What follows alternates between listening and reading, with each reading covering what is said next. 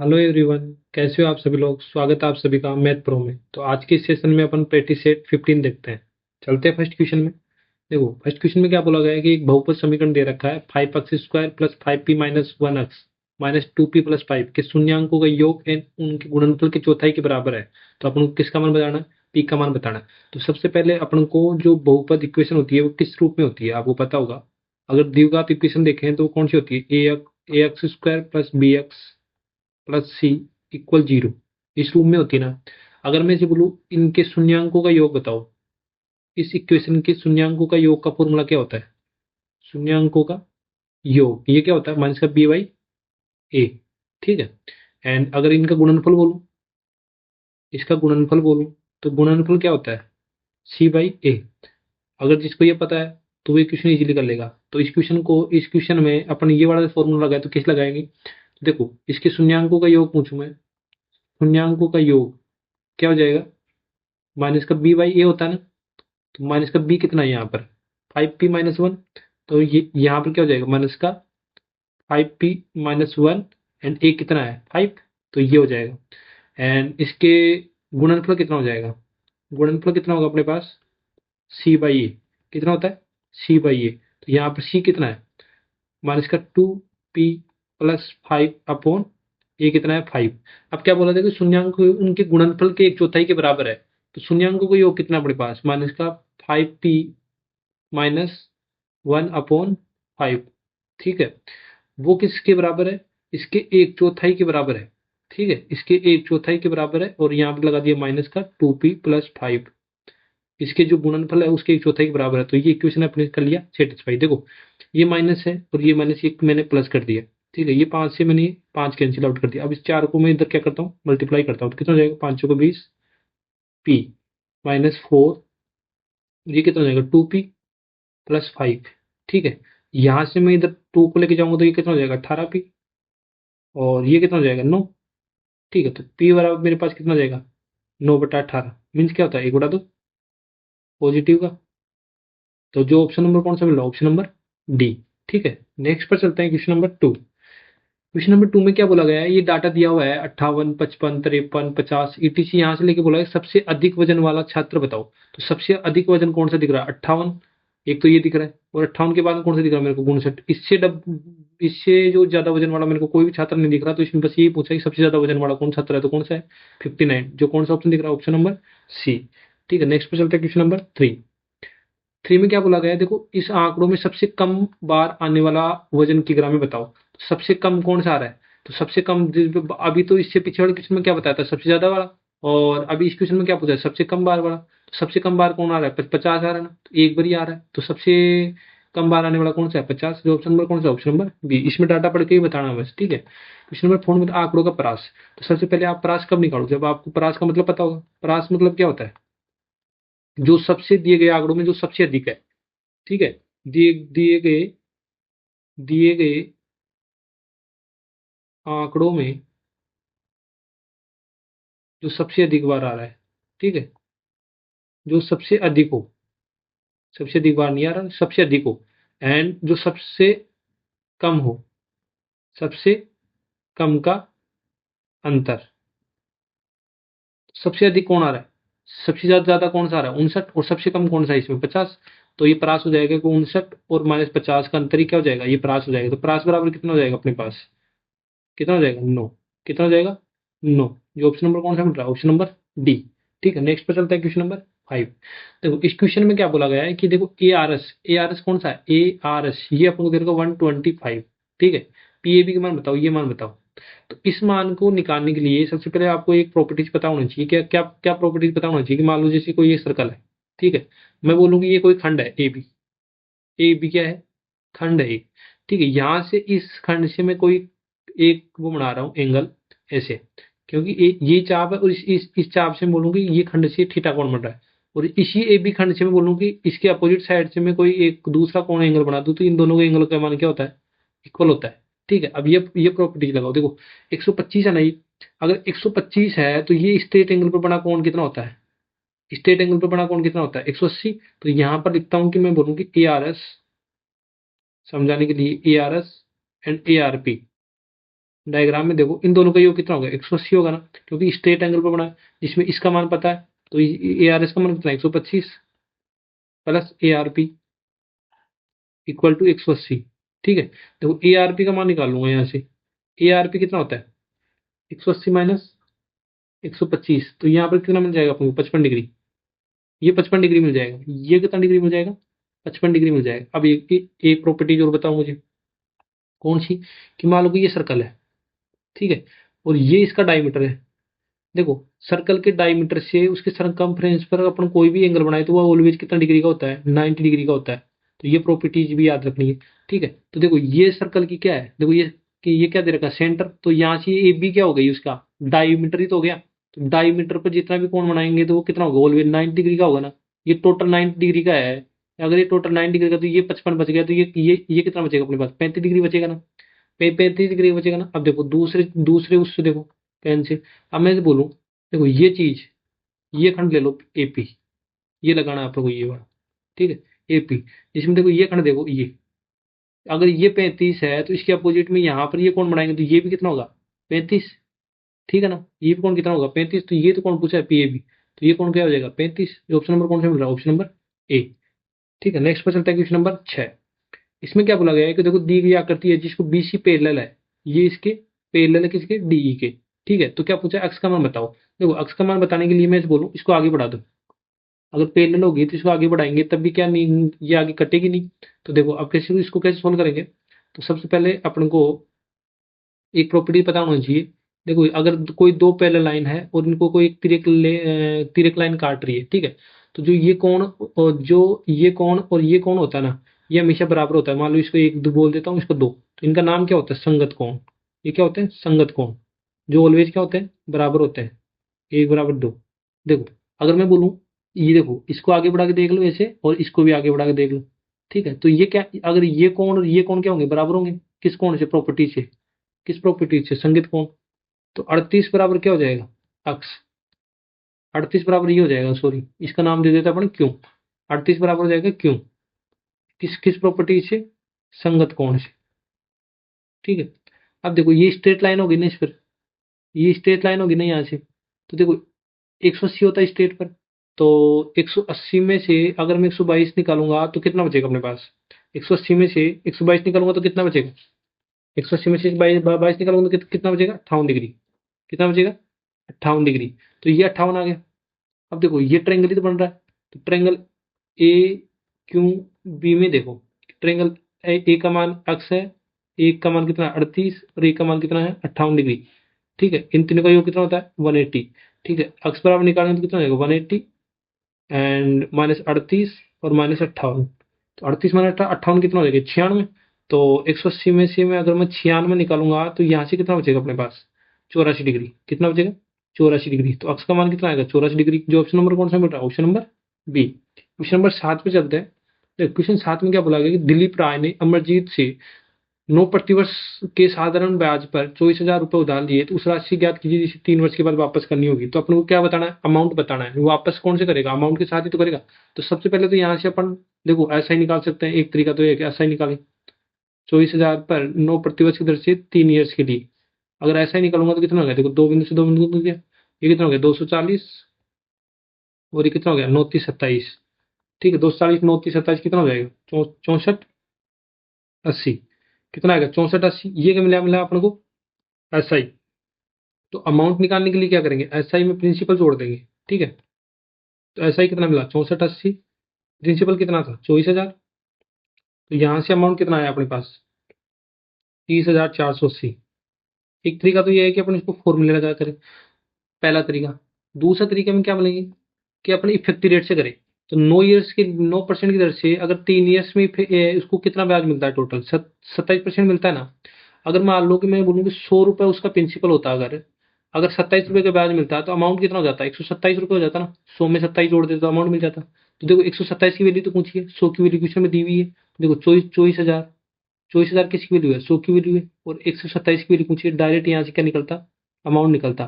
तो 240 इंटू 127, ये किसकी वैल्यू निकलती, अमाउंट की। 240 इंटू 127 कितना होता है, वही होता है 30,480। तो यहाँ से भी अपन ऐसे भी इस क्वेश्चन को सोल्व कर सकते हैं।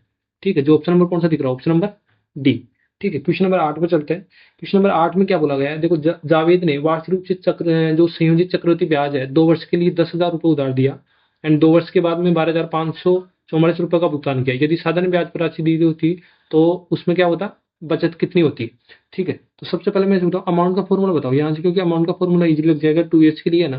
तो 1/r/100 की पावर टी, ये क्या होता है, अमाउंट का फॉर्मूला होता है। देखो अमाउंट कितना दिया हुआ है क्वेश्चन में, 12,544, 12,544।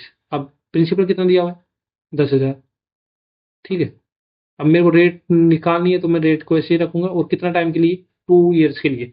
अब देखो अगर मैं 16 से काटूंगा तो ये 16 से जा रहा है कितनी बार, 784 बार जा रहा है, यानी ये 16 से जा रहा है 625 बार, मल्टीप्लाई 1/r/100 की पावर 2। देखो इसको मैं इधर लेके जाता हूँ, 784/625। ठीक है, और ये हो जाएगा 1/r/100। अब देखो ये स्क्वायर है ना, तो इधर जाके मैं क्या लगा देता हूँ, रूट लगा देता हूँ। 784 किसका रूट होता है, 28 का होता है ना, किसका होता है 28 का, और 625 किसका होता है, 25 का। और ये अपने पास ये जीटी मिल जाएगा, इसका एलसीएम ले लेता हूँ मैं, 100 + r/100। अब देखो 25 से काटूंगा मैं 4 टाइम। ठीक है, और 28 × 4 कितना होता है, 112। और ये कितना हो गया, 100 + r। यहाँ से आर अपन को कितनी मिल रही है, 12% मिल गई ना। अब देखो आर पता लग गई, तो यहाँ से क्या पूछ रहा है, अगर इस राशि पर अपन 12% की दर से 10,000 रुपये ब्याज लगाते और फिर अमाउंट देते तो फिर वो कितना बचाता। देखो यहाँ से अपन क्या निकाल लेंगे, यहाँ से क्या निकाल लेंगे, अमाउंट निकाल लेंगे डायरेक्ट। कैसे निकालेंगे, देखो 10,000 रुपये दी हुई है, और ये 100, और 100 किसकी वैल्यू निकाल लेंगे, 124 की वैल्यू। ठीक है, क्योंकि यहाँ से इफेक्टिव रेट देखो कितनी हो जाएगी, 9 दूनी 18, 2 इसके लिए है ना। ठीक है, तो ये कितना हो जाएगा, 2 बिंदु से 2 बिंदु कट जाएगी, तो यहाँ से कितना बचेगा अपने पास, यहाँ से कितना बचेगा, 12,400। कितना बचेगा, 12,400। तो देखो पहले कितना कमा रहा था, 12,544, और अब कमा रहा है 12,400।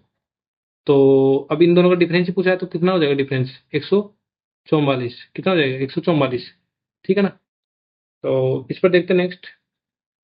सही है ना, 12 आ गया, 12 दूनी 24, सही है। यहाँ से फैक्ट्री मैंने 124 कैसे लिखा, देखो यहाँ से फैक्ट्री रेट निकालूंगा तो कितना हो गया, 12, और 2 ईयर्स के लिए कितना हो गया, 24 ईयर तो ब्याज हो गया। ठीक है, और अगर मैं प्रिंसिपल 100 मानता तो अमाउंट कितना हो जाता, 124 की वैल्यू तो निकाला मैंने डायरेक्ट यहाँ से। और फिर ये देखो अगर चक्री ब्याज में इतना मिल रहा है, ऐसा ही में इतना मिल रहा है, तो इन दोनों का डिफरेंस ही देख लो, इतने रुपये बचाता है 144। जो ऑप्शन नंबर कौन सा मिल रहा है, ऑप्शन नंबर सी। ठीक है, नेक्स्ट पे चलता है क्वेश्चन नंबर 9। इसमें क्या बोला गया है, तो एक साइकिल का पहिया 11 किलोमीटर चलने पर 7,000 चक्कर लगाता है। मतलब मैं से बोलूँ, अगर 7,000 चक्कर लगाता है, 7,000 वो चक्कर लगाता है, तो कितने किलोमीटर की डिस्टेंस दूरी कर लेता है वो, 11 किलोमीटर की डिस्टेंस दूरी तय कर लेता है। देखो ऑप्शन कितना दे रखा है, सेंटीमीटर, तो अपने को इसमें सेंटीमीटर में चेंज करेंगे, तो कैसे चेंज करेंगे, देखो 11 किलोमीटर को पहले मैं मीटर में चेंज करता हूँ, और फिर सेंटीमीटर के लिए मीटर को 100 से गुणा कर देता हूँ, तो ये होता है। अब देखो ये 7,000 चक्कर है ना, मतलब एक चक्कर की वैल्यू बताओ आप, तो एक चक्कर की वैल्यू कैसे बताएंगे, 7,000 से डिवाइड कर देंगे। ठीक है ना, तो ये क्या हो जाएगी, एक चक्कर की वैल्यू हो जाएगी ना। एक एक चक्कर की वैल्यू देखो, एक एक चक्कर की वैल्यू कितनी आ गई अपने पास, 1100/7, ये एक चक्कर की वैल्यू आ गई। तो देखो ये सर्कल है, ये सर्कल है, ये मतलब यहाँ से आप चक्कर लगा रहे हो और एक चक्कर लगा रहे हो, ऐसे करके यहाँ पर आ रहे हो। एक चक्कर मतलब क्या हो गया, वर्ष की परिधि की तो आपने डिस्टेंस तय करी, तो एक चक्कर मतलब क्या होता है, 2πr की डिस्टेंस। तो 2πr की डिस्टेंस किसके इक्वल हो जाएगी, 1100/7 के। ठीक है, एंड पाई का मान रखो 22/7। यहाँ से अपन रेडियस क्या कर लेंगे, कैलकुलेट कर लेंगे, 1100/7। देखो 7 से 7 कैंसिल आउट कर दिया मैंने, और 11 से काट दिया मैंने 2 टाइम्स, और 4 से मैं यहाँ से काटूंगा तो कितना चला जाएगा, 100 को काटूंगा तो कितना हो गया, 25। तो यहाँ से रेडियस कितनी आ गई, 25 आ गई। तो पहिए का व्यास पूछा है, तो जो व्यास होता है वो क्या होता है, रेडियस का दुगुना ही तो होता है। व्यास कितना होगा, रेडियस का दुगुना, तो ये कितना हो जाएगा, 50। ये ऑप्शन नंबर कौन सा दिख रहा है, ऑप्शन नंबर ए। ठीक है, नेक्स्ट पे चलता है क्वेश्चन नंबर 10। क्वेश्चन नंबर 10 में क्या बोला गया, देखो एक आयत की लंबाई उसकी चौड़ाई से कितना 3 गुने से 2 कम है, तो इसका परिमाप 28 दे रखा है, तो आयत की चौड़ाई बताना है। तो सबसे पहले आयत का परिमाप दे रखा है, तो आयत का परिमाप का फॉर्मूला बताओ मुझे क्या होता है, आयत का परिमाप। आयत का परिमाप क्या होता है, आयत का परिमाप क्या होता है, 2 इंटू लंबाई प्लस चौड़ाई होता है। देखो आयत की परिमाप की लेंथ कितनी दे रखी है अपने पास, 28। देखो 2 मैंने ऐसे कैसे रखे, अगर मैं ऐसे बोलूं उसकी चौड़ाई कितनी दे रखी है अपन को, अपन बी मान ली, तो क्वेश्चन में क्या दे रखा है, जो चौड़ाई है ना, जो लंबाई है वो चौड़ाई की 3 गुने से, चौड़ाई के 3 गुना कर दिया और उससे 2 कम है कौन, उसकी लंबाई, और चौड़ाई को मैंने मान लिया b। ठीक है, ये हो गया। अब मैंने इसको 2 से 14 टाइम कैंसिल आउट कर दिया। देखो 3b प्लस b कितना हो गया 4b, 4b माइनस कितना हो गया 2। अब देखो ये 2 उधर जाएगा तो कितना हो जाएगा 4b बराबर कितना हो जाएगा 16, और b बराबर कितना आ जाएगा अपने पास 4। तो क्या पूछा, चौड़ाई, जो b को अपन ने क्या माना था, चौड़ाई माना था, तो b की लेंथ कितनी आ गई अपने पास 4 मीटर। जो ऑप्शन नंबर कौन सा दिख रहा है, ऑप्शन नंबर बी। नेक्स्ट पे चलते हैं क्वेश्चन नंबर 11। देखो 3 से 60 तक ऐसी कितनी भी सम संख्या है जो 5 से पूर्णतः विभाज्य है। देखो पहले 3 से बोलूं, 3 होगी, 4 होगी, 5 होगी, 6 होगी, 7 होगी, डेज कितनी चलती है 60 तक चलती है। तो इसमें ये 3 से लेकर 60 तक ऐसी कितनी संख्या है जो 5 से विभाजित होगी। जो सबसे पहले तो कौन सी आएगी, 5 आएगी, फिर 15 आएगी, 15 के बाद में कितना आएगा 25 आएगा। ठीक है, 5 से विभाजित है। फिर कितना आएगा 35 आएगा, 35 के बाद में कौन सा आएगा 45 आएगा। विषम संख्या बता रहे हैं, ठीक है, और 55 आएगा।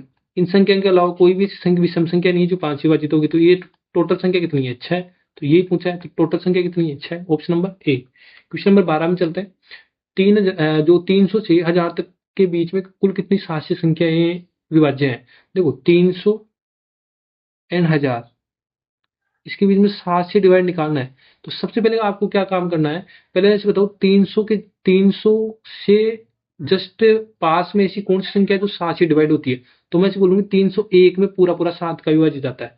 फिर कितने में जाएगा 308 में जाएगा। अब लास्ट से देखो 1000 में जाता है, नहीं जाता। तो लास्ट से गिनो, क्या 999 में जाता है, नहीं जाता।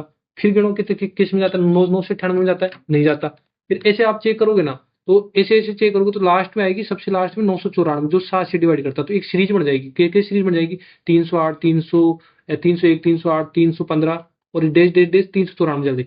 तो अपन को देखो फर्स्ट टर्म पता चल गया, यहाँ पे ए पता चल गया, डी पता चल गया, ठीक है, ये पता चल गया, डी पता चल गया, और ये क्या पता चल गया एन। तो एन का फॉर्मूला क्या होता है, यहाँ पर एन का फॉर्मूला क्या होता है, एन का फॉर्मूला होता है A plus N minus 1 into D. तो अपन ऐसी संख्या पता एन का मान पता लगा लेंगे जो क्या होगी 7 से विभाजित होगी। देखो एन का मान कितना है 994, ए का मान कितना है 301, प्लस एन पता नहीं माइनस 1 इंटू डी कितना है 7 है। देखो इन दोनों का डिफरेंस कितना है 7। सबसे पहले मैं इसको माइनस करूंगा, तो ये कितना हो जाएगा एन माइनस 1 इंटू 7। तो 994 में मैं माइनस करूँ 301 का, तो ये कितना हो जाएगा 693। ये कितना होगा 693। देखो फिर 7 से डिवाइड करूंगा उसको, 7 से डिवाइड करूंगा 693, तो कितना हो जाएगा, काटो, कितना हो गया 7 नम 63, और फिर 7 नम 63। ठीक है, तो फिर मैं एक को उधर भेजूंगा तो कितना हो जाएगा वहां पर 99 प्लस 1, तो ये कितना हो जाएगा 100। तो ऐसी संख्या कितनी हो जाएंगी जो इससे वो होंगे विभाजित। तो ऐसी संख्या कितनी होंगी 100। तो जो ऑप्शन नंबर कौन सा दिख रहा है, ऑप्शन नंबर डी। ठीक है, क्वेश्चन नंबर 13 पे चलता हूँ। देखो 52 और 100 का आपको एचसीएफ बताना है। 52 और 100 का क्या बताना है एचसीएफ।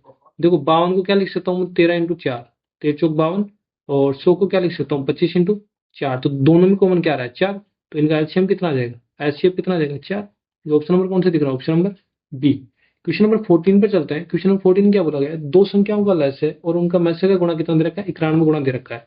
एंड मत्स्य और लस्य का योग कितना दे रखा है 2760। यदि एक संख्या 210 है, दूसरी संख्या आपको क्या बतानी है। तो सबसे पहले मैं ऐसे बताओ, दो संख्याएं दे रखी हैं, ठीक है, उनमें एलसीएम है ना, वो कितना दे रखा है 91 गुणा दे रखा है वो एचसीएफ का। ठीक है, सबसे पहले तो ये दे रखा है आपको, और एलसीएम एंड एचसीएफ का योग दे रखा है अपन को कितना 2760, एक ये दे रखा है क्वेश्चन में। ठीक है, दूसरी अगर एक संख्या दे रखी है अपन को कितनी, एक संख्या दे रखी है कितनी, अपने पास एक संख्या दे रखी है 210। तो दूसरी संख्या अपन खुद से मान लेते हैं, दूसरी संख्या क्या हो जाएगी अपने पास बी हो जाएगी। कि कौन कौन सी हो जाएगी बी हो जाएगी। ठीक है, तो आप लोगों को पता होगा कि दो संख्याओं का गुणनफल, दो संख्याओं का गुणनफल क्या होता है ऑलवेज, दो संख्याओं का गुणनफल होता है एलसीएम इंटू एचसीएफ। ठीक है, तो दो संख्याओं में एक संख्या तो कौन सी है 210। तो पहले अपनी इसका यूज करके एलसीएम निकालेंगे। ठीक है, फिर इसका यूज करेंगे, तो एलसीएम प्लस एचसीएफ बराबर कितना हो गया 2760। देखो एलसीएम को मैं क्या लिख सकता हूँ 91 इंटू एचसीएफ। एलसीएम की जगह लिख दिया मैंने 91 इंटू एचसीएफ, एंड एचसीएफ को क्या लिख दिया मैंने एचसीएफ बराबर कितना हो गया 2760। देखो 91 एचसीएफ और एचसीएफ कितना हो गया 92 एचसीएफ। यहाँ से क्या आ जाएगा एचसीएफ की वैल्यू आ जाएगी। तो एचसीएफ की वैल्यू अगर इसमें भाग देता हूँ 92 में 2760 का, तो कितनी बार जाता है 30 टाइम जाता है। ये कितनी बार जाता है 30 टाइम, तो एलसीएम आ गया, तो एलसीएम निकाल लेंगे। एलसीएम कितना है, 30 को 91 से गुणा करूंगा तो क्या जाएगा अपने पास, एलसीएम आ जाएगा। तो एलसीएम कितना जाएगा अपने पास यहाँ से, एलसीएम कितना आएगा 2730। अब देखो, अब इस फॉर्मूला का यूज करता हूं मैं, अगर दो संख्याओं का प्रोडक्ट मतलब 210 इंटू बी, वो किसके बराबर होता है, एलसीएम इंटू एचसीएफ। तो एलसीएम निकाल दिया 2730 और एचसीएफ कितना निकाल दिया अपने 30। ठीक है, देखो एक बिंदु से एक बिंदु काट दिया मैंने, और ये कितना गया, 3 से कट गया, ये कितना टाइम, 21 बार, 7 21, और इसको सोल्व करता हूँ तो ये कितना टाइम चला जाएगा, 39 बार। ये कितना चला जाएगा 39 बार, तो ये कितना हो जाएगा टोटल 390। तो दूसरी संख्या कौन सी आ रही है अपने पास, 390। कौन सा ऑप्शन मिल रहा है, ऑप्शन नंबर डी।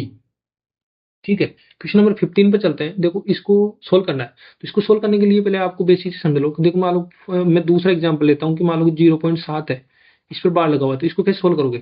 देखो जो बार लगा हुआ है उसको मैंने एज इट इज रख दिया जिस पर बार लगा है, और इसके पीछे कोई भी विदाउट बार का नहीं है, तो जितनी संख्या पर बार लगा हुआ उतनी संख्या को मैंने क्या लिख दिया, 9 में कन्वर्ट कर दिया अपॉन में करके। इसके समझ में नहीं आया तो इसको समझो। देखो 0.86, इस पर 6 पर बार लगा हुआ है, तो सबसे पहले आप देखो पॉइंट के बाद कितने लिख रही है, 86। देखो जिस पर बार नहीं लगा हुआ ना उसको इसमें माइनस कर देते हैं 8। ठीक है, क्योंकि यहाँ पर एक ही पॉइंट के बाद कोई संख्या नहीं थी, इसमें इसमें जीरो माइनस किया तो कुछ नहीं बचा। ठीक है, अब देखो बार कितने पर लगा हुआ है, 9 पर, और एक पर बार नहीं लगा 8 पर, तो उसकी जगह मैंने 0 लग दिया, तो ये आंसर आएगा। 86 में से 88 गया तो कितना हो गया, 34, और 34 नहीं सॉरी 78, 78, और ये कितना हो गया 90। तो इसको मैं 2 से काटूंगा तो कितना हो जाएगा, 2 से नहीं काटो, इसको काटो 6 से। ठीक है, ये 13 हो जाएगा, और ये कितना हो जाएगा 10, 9 से कट जाएगा ना, हाँ ये हो जाएगा ये। ठीक है, एंड अब इस क्वेश्चन पर जाते हैं। 0.037 बार 7 पे लगा हुआ ना, तो इसको सोल्व कैसे करेंगे, 37 में से मैं क्या घटाऊंगा, 3 घटाऊंगा, एंड देखो ये 9 वो लगाऊंगा, और कितने बार इस पर 2 पर बार नहीं लगाऊं तो मैं 2 बिंदु लगा दूंगा, तो ये कितना होगा 34/900। तो ये कितना हो गया, 2 से काटूंगा तो कितना हो गया 17, और 2 से काटूंगा तो कितना हो गया 450। तो यही आंसर आ जाएगा इसका। कौन सा ऑप्शन, ऑप्शन नंबर डी। ठीक है, क्वेश्चन नंबर 16 पर चलते हैं। देखो किसी संख्या का 82% और 73% के बीच का अंतर बता दे रखा है, तो उस संख्या का 48% बताओ। ठीक है, तो उस संख्या आप 100 मान लो। तो किसी संख्या का 82% कितना होता है 82, और उसी संख्या का 73% कितना होगा 73। तो इन संख्याओं के बीच का अंतर कितना दे रखा है 9। 9 की वैल्यू क्वेश्चन में कितनी दे रखी है 72। 9 की वैल्यू क्वेश्चन में कितनी दे रखी है 72, कितने गुना 8 गुना। तो 48% पूछा है, तो 48 को भी 8 गुना कर देंगे तो वो कितना हो जाएगा 48 इंटू 8 कितना होता है, 48 इंटू 8 कितना होता है 384। 48 इंटू 8 कितना होता है 384, जो ऑप्शन नंबर कौन सा दिख रहा है, ऑप्शन नंबर डी। ठीक है, क्वेश्चन नंबर 17। देखो एक बॉक्स में 6 सफेद, 2 काली एंड 3 लाल गेंद है। यदि एक गेंद को यादृच्छिक रूप से निकाला जाता है तो तब निकाली गई गेंद की सफेद नहीं होने की प्रायिकता बताना है। तो सबसे पहले मुझे ये बताओ प्रायिकता का फॉर्मूला क्या होता है। प्रायिकता, प्रायिकता क्या होता है, प्रायिकता क्या होती है, देखो अनुकूल, अनुकूल परिणामों, अनुकूल परिणामों की संख्या अगर डिवाइड करूं उसको तो क्या होती है संभावित, संभावित परिणामों की संख्या की कुल संख्या, ये प्रायिकता होती है। तो मुझे इसे बताओ टोटल परिणाम कितने आ सकते हैं यहाँ पे। ठीक है, देखो 6 तो सफेद है, 2 काली है एंड 3 लाल है, तो टोटल तो कितने आ सकते हैं 11 परिणाम आ सकते हैं। उसमें क्या बोलते हैं सफेद नहीं होगी, तो सफेद तो कितनी नहीं हो सकती 6 नहीं हो सकती, बाकी तो ये तो आ ही सकती है ना 2 और 3। तो कितने होगी प्रायिकता, प्रायिकता कितनी होगी, कितनी आ सकती है 5, किस में से टोटल में से 5, 5/11, जो ऑप्शन नंबर कौन सा मिल रहा है option number B. Question number 18 पर चलते हैं। क्वेश्चन नंबर 18 में क्या बोला गया कि एक जमीर 40% की ऑफ सीजन में छूट पर एक वस्तु खरीदता है। यदि उसके अंकित मूल्य पर उसने 25% की छूट पर बेचता तो लाभ प्रतिशत बताओ। अगर कॉस्ट प्राइस निकालना है तो मान लो कि अगर कोई जो जहां से खरीद रहा है वो 100 रुपए की थी, उस पर 40% की छूट पर खरीदा, मतलब उसने कितने रुपए की छूट पर खरीदा, उसने कॉस्ट प्राइस उसका कितना पड़ा 60 रुपए पड़ा ना। अगर मार्क प्राइस 100 होता उसका, मार्क प्राइस 100 होता है तो चलो उस पर 25% की छूट दे रहा है, तो 25% की छूट देगा तो वो बेचेगा कितने पर 75 पे बेचेगा ना। तो देखो यहाँ से प्रॉफिट बताओ इसको, कितने का प्रॉफिट मिल रहा है 15 का, किस पर 60 पर, परसेंटेज के लिए 100। देखो 15 चौके 60, 4 से गया 25%, कितना आ रहा है 25% का प्रॉफिट हो रहा है उसका। कितना परसेंट का प्रॉफिट हो रहा है 25% का प्रॉफिट हो रहा है, जो ऑप्शन नंबर कौन सा मिल रहा है option number A. Question number 19 पे चलते हैं। क्वेश्चन नंबर 19 में क्या बोला गया, देखो एक वस्तु को 1360 रुपए में बेचने पर एक विक्रेता को जो 15% की हानि होती है, वो तो अपने को किसकी वैल्यू बतानी है, 10% का लाभ पर वो किस वस्तु पर किस मूल्य पर बेचेगा। देखो 15% की हानि होती है उसको, तो वो बेचेगा कितने पर, सेलिंग प्राइस कितना हो जाएगा उसका, 85, 85 पर बेचना है। अगर 15% की हानि हो रही है तो बेचेगा कितने पर, 85। तो क्वेश्चन में 85 की वैल्यू कितनी दे रखी है अपने को, 1360 रुपए। कितनी दे रखी है, 1360 रुपए। तो अपने को किसने बताना है, 10% का लाभ। 10% का लाभ होता है मतलब कितने की वैल्यू बतानी है, 110 की वैल्यू बतानी है ना। तो 1360 किसकी वैल्यू दे रखी है, 85 की वैल्यू दे रखी है, और किसकी वैल्यू बतानी है, 110 की वैल्यू बतानी है। ठीक है, देखो अब काटो 17 से, 17/85 और 17 कितना हो गया, 17×8 136 जीरो, और ये कितना हो गया 16।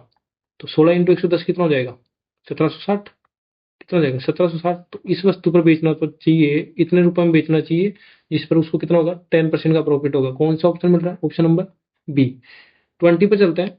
तो यदि एक मिश्र धातु बनाने के लिए 140 ग्राम पीतल को तांबे के साथ मिलाया जाता है, तो जिसमें पीतल और तांबे का रेशियो दे रखा है, तो मिश्र धातु में कितना तांबा था।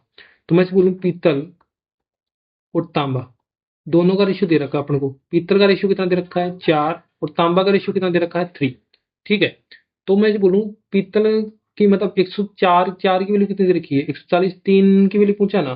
तो 140 वैल्यू किसकी दे रखी है, 4 की, और 3 की पूछा है। तो कितना हो गया देखो 70, और 2, और 2 से कितना चलेगा 35 टाइम, 35 × 3 कितना हो जाएगा, 35 × 3 कितना हो जाएगा 105 ग्राम। 35 × 3 कितना हो जाएगा 105 ग्राम। जो 105 ग्राम क्या है, ये क्या है, तांबा ही तो है।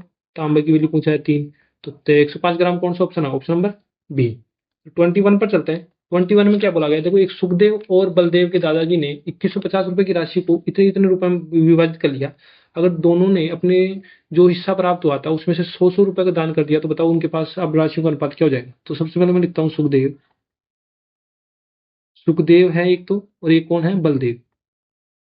जिनको रेशियो कितने में बटा, एक इसको तो 20 और इसको कितना बटा 23। टोटल कितना है अपने पास 2150 रुपए, और रेशियो में टोटल कितना है 43। 43 की वैल्यू क्वेश्चन में कितने दे रखी है, 43 की वैल्यू कितने दे रखी है 2150, और 20 की वैल्यू निकाल लेंगे। देखो 43 से चला जाएगा 5 टाइम, ठीक है, तो 50 हो जाएगा। तो सुखदेव का हिस्सा कितना आ जाएगा अपने पास, 1000 रुपए। सुखदेव का हिस्सा कितना आ जाएगा 1000 रुपए, ठीक है। और यहां से अगर मैं बोलूं बलदेव का हिस्सा, अगर मैं 2150 में से 1000 घटाऊं तो कितना बचेगा अपने पास 1150। अब देखो ये सुखदेव आ गया रेशियो भाई, इसको इतना मिला रियल में 1000 रुपए, और इसको मिला 1150। अब देखो इसने भी 100 रुपए दान कर दिए, और इसने भी 100 रुपए दान कर दिए। तो अब इसके पास कितना बचे 900 रुपए, और इसके पास कितने रुपए बचे 1050 रुपए। अब बताओ इनका रेशियो। देखो ये जीरो से काट दिया, अब मैं 5 से काटूंगा तो कितना हो गया 18×5 = 90, और 21 बार। अब 3 से काटो, 3 से 18 और 30 तो रेशियो अब कितना हो गया 6:7। जो ऑप्शन नंबर कौन सा मिल रहा है, option number A. Question number 22 पर चलते हैं। एक सिंप्लीफिकेशन का क्वेश्चन आया, तो सबसे पहले मैं इसमें इसको डिवाइड करता हूं, तो कितना हो गया 80 डिवाइड ऑफ 8, 80 डिवाइड ऑफ 8, ठीक है। ये कितना हो जाएगा 6×5 = 30। ये कितना हो जाएगा 6×5 = 30 माइनस ये कितना हो गया 15×2 = 30, ठीक है, प्लस 4, और ये कितना हो जाएगा -12। देखो ये 30 से 30 कैंसिल आउट हो जाएगा।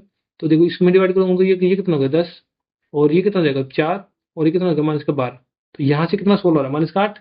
10 - 8 कितना हो रहा है, कितना आ रहा है अपने पास आंसर 2। ये ऑप्शन नंबर कौन सा मिल रहा है, option number B. Question number 23 पे चलते हैं। क्वेश्चन नंबर 23 में क्या बोला गया है, देखो सबसे पहले ये दिया हुआ ना, अगर ये दिया हुआ तो इसको एज इट इज देखो, मैं देखो ऐसे बोल रहा हूँ। एक ये 1/4 हो रहा है, फिर 2/4, फिर कितना हो जाएगा आगे 3/4 हो जाएगा ना, फिर कितना हो जाएगा 3/4, 1 माइनस 3/4, फिर अगले वाली टर्म कौन सी आ गई 1 माइनस 4/4। ऐसे चल रहा है ये, और लास्ट में कौन सी टर्म आ रही है 1 माइनस 6/4। अब देखो इसको एक एक को तो गुणा सोल्व करेंगे नहीं, तो यहाँ पर आपको एक चीज दिख रही होगी, यहाँ पर देखो 1 माइनस 4/4 कितना होता है 1। तो यहाँ पर पूरी टर्म कितनी हो रही है 0 हो रही है ना। अगर गुणा में तो पूरी टर्म को क्या कर देगा ये 0, 0 की सारी टर्म को क्या कर देगा 0। तो इस आंसर का क्या आ जाएगा, पूरा आंसर का 0 आ जाएगा, ठीक है। ये ऑप्शन नंबर कौन सा, ऑप्शन नंबर सी। 24 पे चलते हैं। देखो इसको सोल्व करने के लिए एक के को सोल्व करते हैं। सबसे पहले इसको लिखता हूं, पहले मैं 37 है, 37 है, और ये हो जाएगा 130 प्लस 2√56 माइनस 16 माइनस 9। देखो 9 का रूट कितना होता है 3, इसका रूट कितना होता है 4। देखो मैं इसको एज इट इज रखता हूँ, ये हो जाएगा 37, और ये हो जाएगा 130, ये हो जाएगा 2√56, ठीक है। ये तो कितना हो जाएगा, मैं 16 को खोल दिया तो 4 हो जाएगा, ये कितना होगा 3। देखो 56 और 56 में 7 गया तो कितना हो जाएगा 49 हो जाएगा ना। तो अब इसको सोल्व करता हूँ।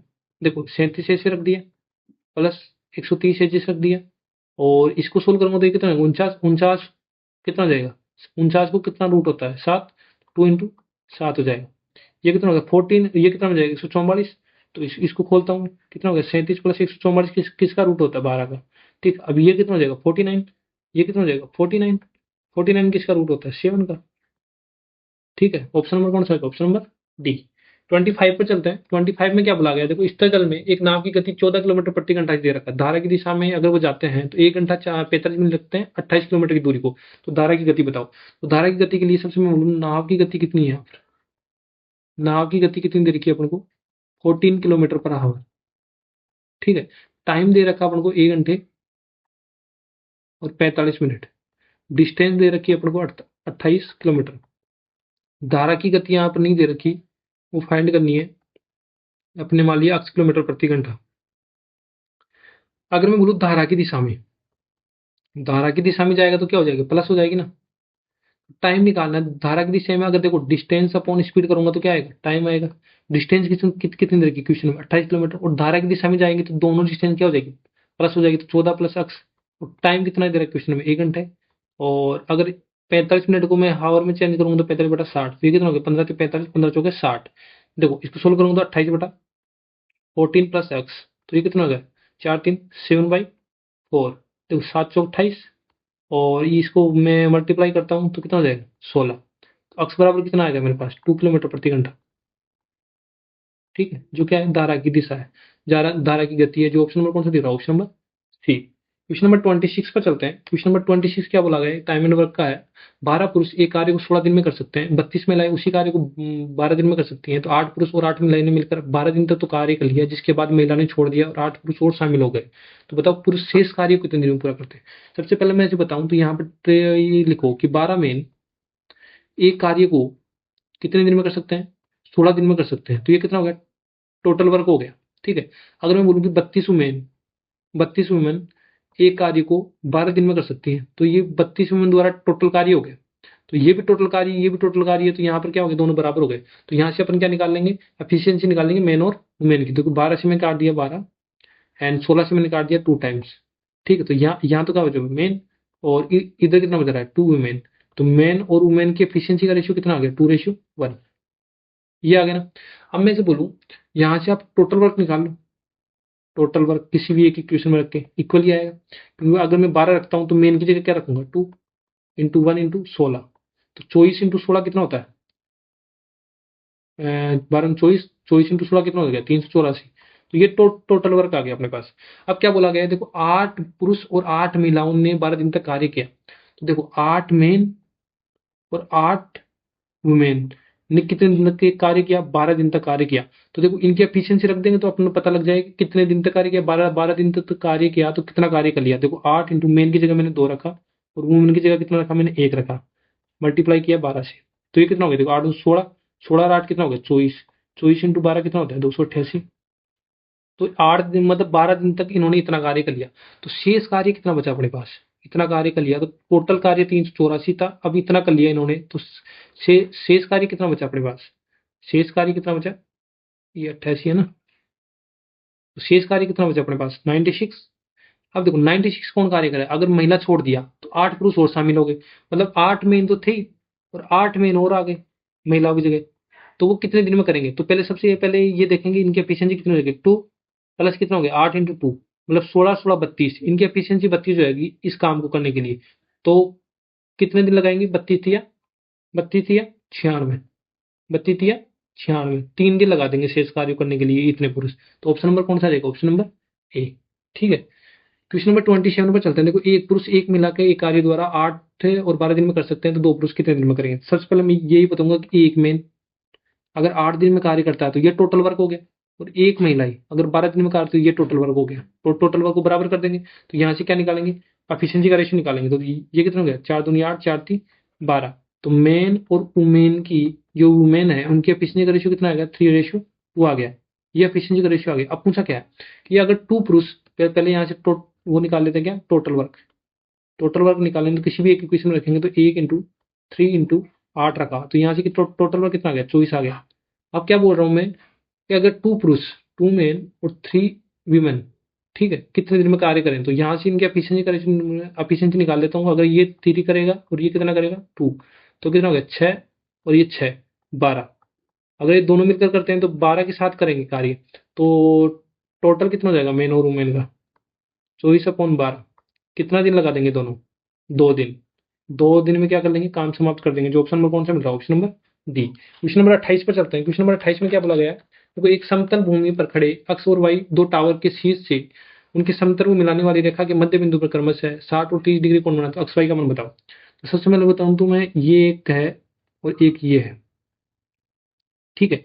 इसकी लेंथ में बोल सकता हूं तो ये ए है, ये क्या है बी है, और ये मैं बोल देता हूँ ई है, ये क्या है डी है। एक समतल है, यहाँ पर एक समतल है जिनके मिड पॉइंट पर, ये मिड पॉइंट है, ठीक है। यहाँ से तो ये बना रहा है एक तो 60 डिग्री का कोण, और एक बना रहा है 30 डिग्री का कोण। यहाँ से तो बना रहा है एक तो 60 डिग्री का कोण और एक बना रहा है 30 डिग्री का कोण, ठीक है। एक इसकी लेंथ है एक्स और इसकी लेंथ कितनी है वाई। ये दोनों क्या है बराबर है, ये दोनों क्या है बराबर है। अगर मैं ऐसे बोलूं ट्रेंगल आप यहाँ से पॉइंट ले लो आप सी, ठीक है।